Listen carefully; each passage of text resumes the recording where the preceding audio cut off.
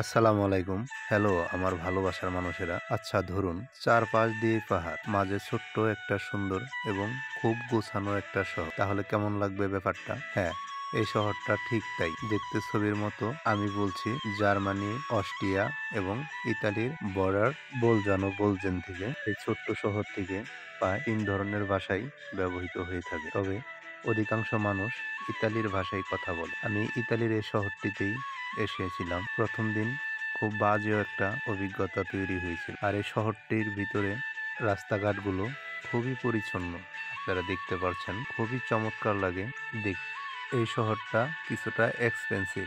যারা এখানে বসবাস করে থাকেন, এখানে একটু অন্য শহরের তুলনায় বেশি খরচ হয়ে থাকে। ঘর ভাড়া এবং খাবার খরচ সবকিছুর চাইতে একটু বেশি খরচ হয়ে থাকে। শহরটির ভিতর দিয়ে বয়ে গেছে একটি ছোট্ট লেক, কিন্তু লেকটি ভিডিওটিতে আনতে পারি নাই, কারণ ভিডিওটা যেহেতু রিলসে দেওয়ার জন্য খুবই ছোট্ট। তো সেটার জন্য অন্য একদিন একটা ভিডিও আসবে ইনশাল্লাহ, সেটা দেখানোর চেষ্টা করব আপনাদের। শহরটির মাঝখান থেকে পাহাড়ের ভিউগুলা দেখতে খুবই চমৎকার লাগে।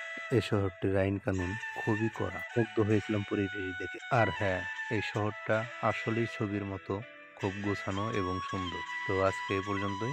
সবাই ভালো থাকবেন। আল্লাহ হাফেজ।